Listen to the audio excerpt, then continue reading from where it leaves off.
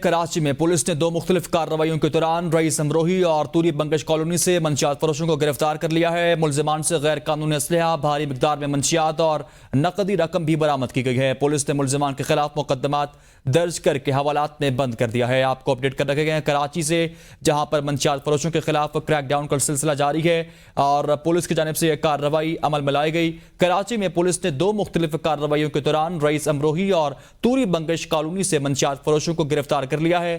ملزمان سے غیر قانونی اسلحہ، بھاری مقدار میں منشیات اور نقدی رقم بھی برآمد کی گئی۔ پولیس نے ملزمان کے خلاف مقدمات درج کر کے حوالات میں بند کر دیا ہے۔